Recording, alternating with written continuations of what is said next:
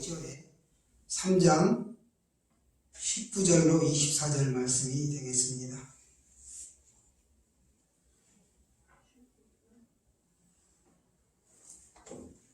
한 절씩 교독하시겠습니다. 제가 먼저 공독합니다.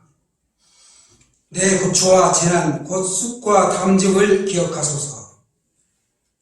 내 마음이 그것을 기억하고 내가 낙심이 되오나 이것을 내가 내 마음에 담아두었더니 그것이 오히려 나의 소망이 되었사오면 여호와의 인자와 긍휼이 무한하심으로 우리가 진멸되지 아니함이니이다. 이것들이 아침마다 새로우니 주의 성실하심이 크시도소이다. 내 심령에 이르기를 여호와는 나의 기업이시니 그러므로 내가 그를 바라리라 하도다. 아멘. 우리 다 같이 고백할까요? 저를 따라서요. 여호와는 나의 기업이십니다. 기업이십니다. 여호와 하나님이 나의 기업이 된다는 것이죠. 여호와 하나님이 나의 기업이 되고 우리 모두의 기업이 되고, 기업이라는 것은 선물, 좋은 선물인데 그 중에서 특별히 어떤 의미를 가지고 있느냐? 나의 소유물이다, 재산이다 그런 뜻이에요. 여호와 하나님만이 오직 우리의 소유물이 되고 재산이 된다는 것이죠. 특별히 영적으로 부여함을 주시고 있습니다. 오늘 에레미야 예가는 에레미야 선지자가 부른 슬픈 노래라는 뜻을 가지고 있습니다. 예가는 원래 장례식장에서 죽은 자를 애도할 때 사용된 말에서 유래되었습니다. 에레미야는 남유다의 선지자였지요.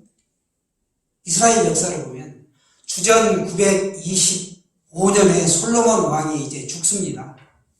그리고 나서 솔로몬 왕 시절의 군사령관이었던 여로보암에게 이제 북쪽 지파들이 솔로몬 왕 시절에 가혹한 강제노역과 무거운 세금 때문에 백성들이 무척 시달렸습니다. 그래서 새로운 왕도 등극하고 있으니까 이제 그걸 좀 줄여달라고 여로보암에게 찾아갑니다. 그래서 이 여로보암이 대표로 르호보암을 찾아가죠. 이제 솔로몬이 죽고 르호보암이 왕위를 계승하게 되는데 그 르호보암에게 자신들의 의견을 가서 알립니다. 그러자 이 르호보암이 3일 뒤에 오면 내가 대답하겠노라 하고 여로보암을 돌려보내요. 그리고 주변에 학식과 경륜이 풍부한 노인들의 의견을 듣습니다. 그런데 그 노인들의 말이 이제 왕이시여 경감해 주옵소서. 그래야 백성이 편안하고 왕권이 견고해집니다. 라고 건의를 합니다.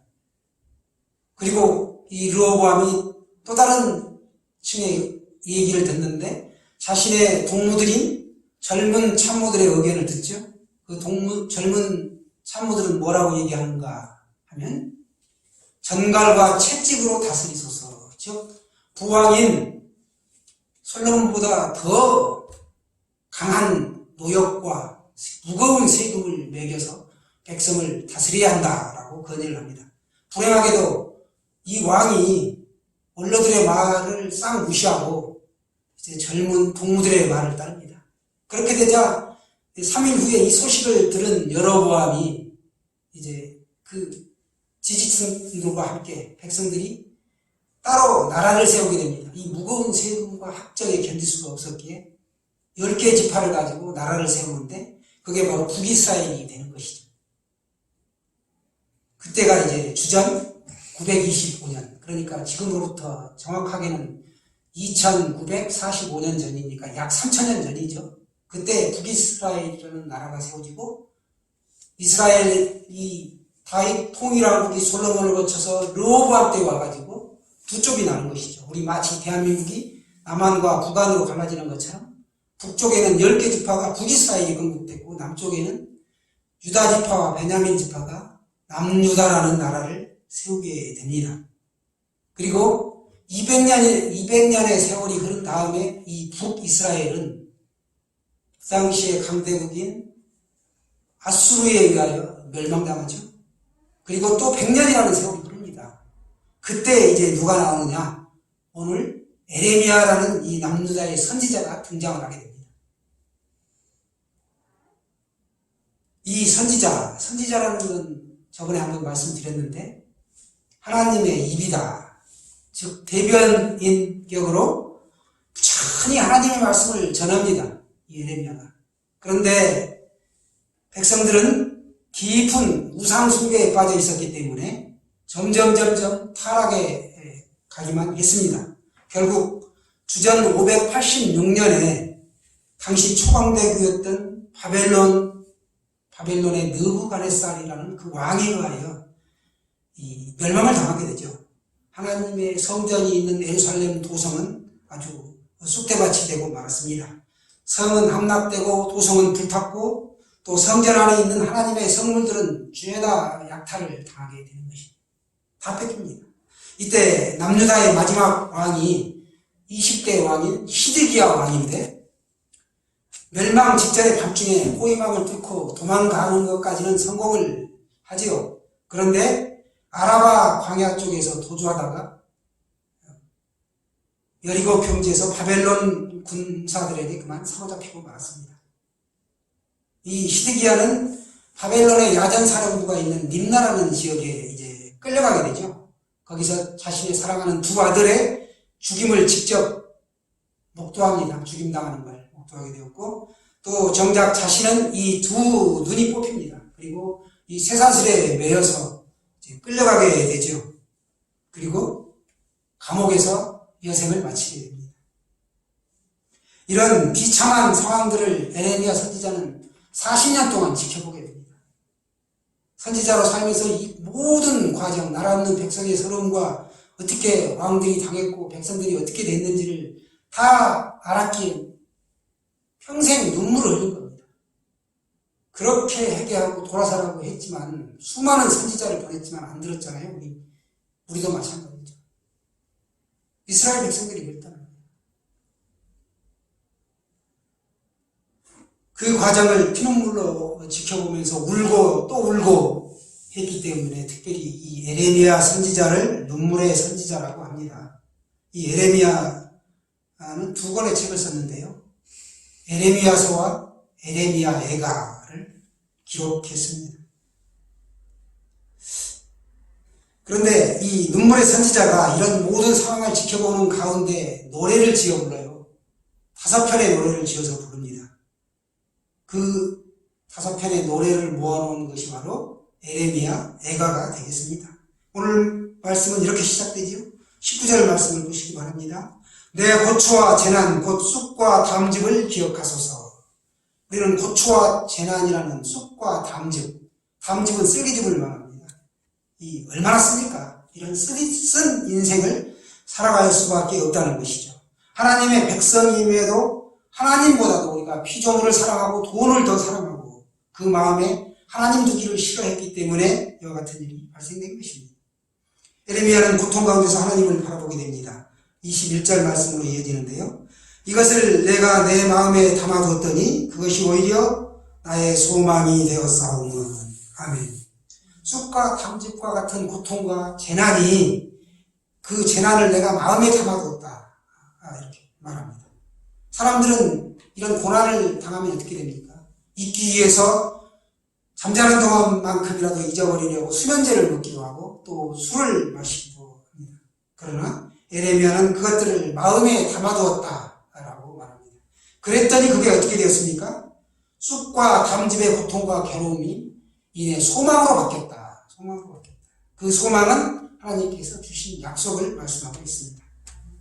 멸망한 유다 백성들이 다시 예루살렘으로 돌아올 수 있도록 하나님이 약속을 주셨습니다. 에레미야 29장 10절에 보시면 여호와께서 이와 같이 말씀하시니라. 바벨론에서 70년이 차면 내가 너희를 돌보고 나의 선한 말을 너희에게 성취하여 너희를 이곳으로 돌아오게 하리라. 이렇게 말씀합니다.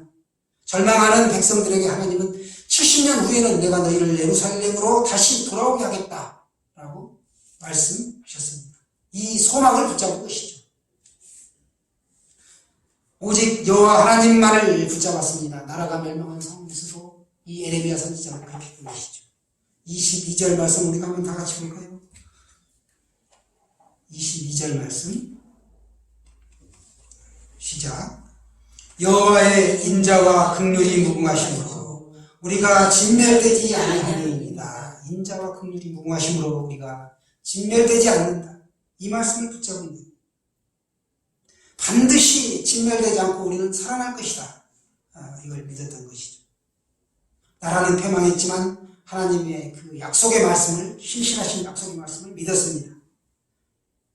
마치 거대한 나무에 도끼자루가 가게 되면 나무는 쓰러지고 없지만 그 그루터기에서 싹이 나고 옹이 돋고 또 줄기가 나서 가지가 뻗고 하는 나무가 새로 자라나는 것처럼 하나님의 그 신실하신 약속을 믿었다는 거예요. 하나님의 그 심판 때문에 일시적으로 고난이 왔고 고통이 왔지만 반드시 하나님께서 소망 가운데 다시 우리를 일으켜 주신다는 약속의 말씀을 가지고 있었습니다.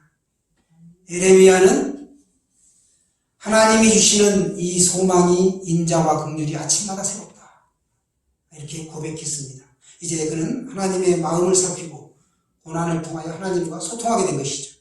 그러면서 서서히 그 에레미야의 마음속에도 소망이 자라게 되었습니다. 하나님은 결코 이유 없이 우리에게 고난을 주시는 분이 아닙니다. 또 우리가 고난당할 때 이 자녀들을 내버려 두시는 분도 아니시죠. 하나님은 인자와 긍휼이 무궁하시기 때문에 그런 것입니다. 실망과 좌절과 고통은 우리의 삶의 동반자인 양 매번 우리를 찾아오지만 그때마다 주님은 어김없이 찾아오셔서 우리에게 위로를 주시고 긍휼을 베풀어 주시고 소망을 주신다는, 그렇기 때문에 새로운 아침을 맞게 되는 것입니다. 우리가 지금 코로나로 굉장히 어려운 가운데 있습니다. 그러나 이것 또한 지나가게 되고 이걸 통하여 목회자와 또 많은 믿는 사람들이, 이 백성들이 무엇부터 잘못되었나 돌아보는 계기가 될 것입니다. 특별히 24절에 보시면 여호와는 나의 기업이시니, 여호와가 나의 기업이다 라고 합니다. 네 제사장들에게는 기업이 없었죠. 가나안 땅을 분배받지 못했습니다. 그러나 하나님이 친히 그들의 기업이 되어 주셨죠. 에레미야는 하나님만으로 만족하고 다른 기업을 바라지 않겠다라고 오늘 다짐하고 있습니다. 혹 지금 어려움에 처해 있습니까? 처지가 한탄스럽고 지금 나에게 닥친 고난이 버거울지라도 절대 낙심하거나 좌절하지 말고 인자와 긍휼을 베푸시는 하나님을 우리가 바라보면 되는 것입니다. 제2차 세계대전이 끝난 후에 영국에서 하나님은 없다라는 주제로 강연회가 열렸습니다. 즉 하나님의 존재를 부정하는 회의가 열린 것이죠. 먼저 천문학 박사가 강연을 시작했습니다. 얼마 전에 저는 최신형 망원경을 갖게 됐는데 이 망원경은 현재 우리가 발견한 가장 멀리 있는 별도 볼 수 있는 고성능 망원경입니다. 그런데 이 망원경으로 아무리 천체를 살펴봐도 하나님은 보이지 않았습니다. 정말로 하나님이 계시다면 하나님의 옷깃이라도 보여야 되는데 전혀 보이지 않았습니다. 이로보건대 하나님은 없다는 것을 우리가 확신할 수 있습니다. 그러자 많은 청중이 확 환호하면서 박수를 쳤습니다. 맞아, 하나님은 없는 게 틀림없어. 이 천문학 박사에 이어서 두 번째 강연자는 의학 박사였는데, 의학 박사가 또 주장을 합니다. 나는 평생을 의학을 연구하며 살았습니다. 그런데 그리스도인들은 사람에게는 영혼이 있다라고 주장을 하는데 나는 도무지 그것을 이해할 수가 없습니다. 나는 그동안 수많은 사람을 수술했고 시신을 부검해 본 적도 한두 번이 아닙니다. 그러나 한 번도 내가 영혼을 본 적이 없습니다. 도대체 영혼이 어디에 있다는 것입니까? 살 속에 있습니까? 뼈 속에 있습니까? 아니면 피 속에 있습니까? 그러자 청중들은 이번에도 역시 그렇군 하면서 그리스도인들이 하는 말이나 성경은 다 거짓이야 라고 고개를 끄덕이며 박수를 치며 하고 있습니다. 이제 강연이 끝나고 사회자가 청중을 향해서 질문을 합니다. 그때 맨 앞에 앉아있던 할머니 한 분이 제가 할 말이 있어요 하며 강단 위로 올라갔습니다. 할머니가 먼저 천문학 박사에게 질문을 합니다. 박사님이 갖고 계신 그 망원경은 아주 고성능 망원경이죠.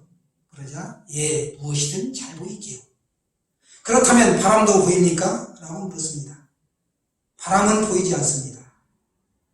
그러면 바람이 없습니까? 아니, 있습니다. 어떻게 있지요? 보이지 않는데 하나님이 보이지 않는다고 해서 없다고 하는 것은 옳은 것입니까? 말은 천문학 박사는 아무 말도 할 수가 없었습니다. 곧이어 할머니는 의학 박사를 향해 질문을 던졌습니다. 박사님은 아내가 있습니까? 예. 자녀도 있습니까? 예. 박사님은 그 아내와 자녀를 사랑하십니까? 예, 저는 제 아내와 자녀를 무척 사랑하고 있습니다. 그래요? 그렇다면 칼을 가져오세요. 내가 박사님을 해부해서 아내와 자식을 사랑하는 그 사랑이 어디에 들어있는지를 꼭 확인해보고 싶습니다. 그 사랑이 살 속에 있습니까? 아니면 뼈 속에 있습니까? 도대체 박사님이 말하는 그 사랑은 어디에 들어있습니까? 그러자 그 역시 아무 말도 할 수가 없었습니다. 하나님은 없다라는 것을 증명하기 위해 모였던 이 회의는 할머니의 급소를 찌르는 이 송곳 같은 질문으로 말미암아 하나님은 살아계시다는 것을 증명하는 회의가 되고 말았습니다. 여러분, 하나님이 우리의 기업이 되십니다. 우리의 주인은 누구입니까? 역시 우리의 주인은 하나님. 역사의 주인도 하나님. 하나님이십니다. 그토록 많은 선지자를 이 땅에 쭉 보냈지만 구약의 백성들이, 이스라엘 백성들이 믿지 않았던 것처럼 이 땅에 오늘날에도 수많은 선지자가 성경 말씀을 통하여 말씀하고 있고 예수 그리스도가 이 땅에 십자가에 달려 돌아가시고 친히 희생 제물이 되어 십자가에 돌아가시고 3일 만에 부활하셨고 내가 다시 오면 약속까지 했는데도 아직도 이 땅에 수많은 사람들이 예수 그리스도를 영접하지 않고 하나님은 안 계신 것처럼 흥청망청 살고 있습니다. 안타까워. 예수 그린 교회의 주인 역시 예수님입니다. 어느덧 예수 그린 교회가 이렇게 4월 23일이면 설립 4주년이 되는데 하나님의 은혜요. 여기에는 여러분의 충성된 헌신이 있었기에 우리가 여기까지 올 수 있었습니다. 참 감사한 일이죠. 에베네스의 하나님이 우리가 여기까지 인도함을 받을 수 있도록 했듯이 여호와 이래로 미래도 인도될 것을 우리가 믿습니다. 기도하는 가운데 날마다 우리가 특별히 지난주에 부활절을 지냈는데 죽음마저도 이기시고 부활하신 이 예수님을 우리가 바라보고 소망이 이루어지는 그날까지 우리가 믿음 생활하기를 원합니다. 저와 여러분을 이 시간 축복합니다. 네. 사랑합니다. 네, 축복합니다. 할렐루야. 네. 잠깐 기도하겠습니다. 하나님 아버지 감사합니다. 예수 그린 교회를 통하여 주님께서 주신 사명이 있고 이루시고자 하는 뜻이 분명히 있는 줄로 믿습니다. 모이는 제자들이 비록 적을지라도 하나님 참된 일꾼으로 세워주시고 우리가 주님의 일을 기쁘게 감당할 수 있도록 한 사람 한 사람을 붙들어 주옵소서. 감사드리며 예수님의 이름으로 기도합니다. 아멘.